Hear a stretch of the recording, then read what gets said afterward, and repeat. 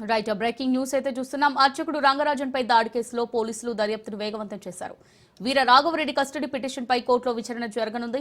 ఈ నెల 9న వీర రాఘవరెడ్డిని అరెస్ట్ చేశారు పోలీసులు. రిమాండ్ రిపోర్టులో కీలక అంశాలను ప్రస్తావించారు.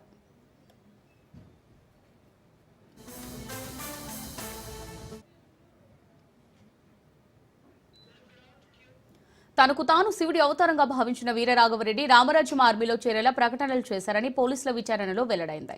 ఈ నేపథ్యంలోనే వీరరాఘవరెడ్డి మద్దతుకు రంగరాజన్ నిరాకరించారు.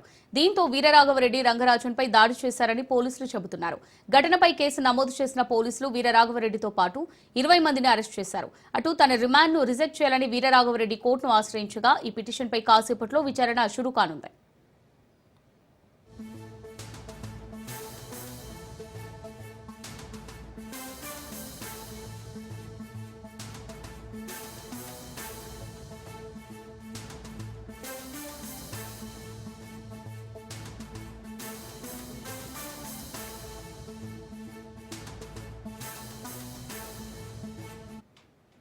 రైట్, దీనికి సంబంధించి మరిన్ని డీటెయిల్స్ మా క్రైమ్ బ్యూరో చీఫ్ పవన్ అందిస్తారు. పవన్,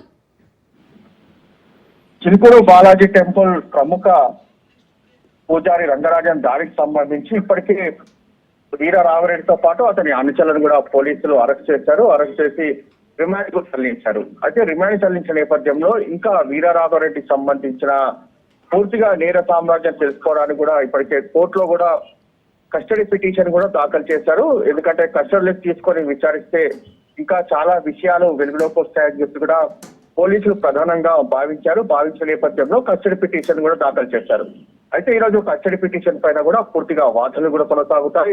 ఎందుకంటే వీర రాఘవరెడ్డికి సంబంధించి గతంలో ఎలాంటి నేర సామ్రాజ్యం ఉంది, అయితే ఇప్పటి వరకు ఎవరిని బెదిరించారు, ఎవరి పైన దాడులకు పాల్పడ్డారు, అంతేకాకుండా అమాయక యువకులను కూడా తన ఆర్మీ పేరుతో రిక్రూట్ చేసుకొని వారికి డబ్బు ఆశ చూపి, అంతేకాకుండా వివిధ సంబంధించిన ఎలాంటి నేర సామ్రాజ్యం స్థాపించారనే దానిపైన కూడా ప్రస్తుతము ఆరా తీసేందుకు కూడా పూర్తిగా ఇందులో కస్టడీలో చాలా విషయాలు కూడా వస్తాయని చెప్పి కూడా పోలీసులు భావిస్తారు. అయితే ఈ రోజు ఎలాంటి అంశాలు కస్టడీ పిటిషన్ లో ప్రస్తావన జరుగుతుంది అనే దానిపైన కూడా పూర్తిగా ఆసక్తిగా ఉంది. అయితే కస్టడీ పిటిషన్ దాని తర్వాత కోర్టు ఎన్ని రోజులు పర్మిషన్ ఇస్తుంది అనేది మాత్రము వేచి చూడాల్సిన పరిస్థితి కూడా కనిపిస్తుంది.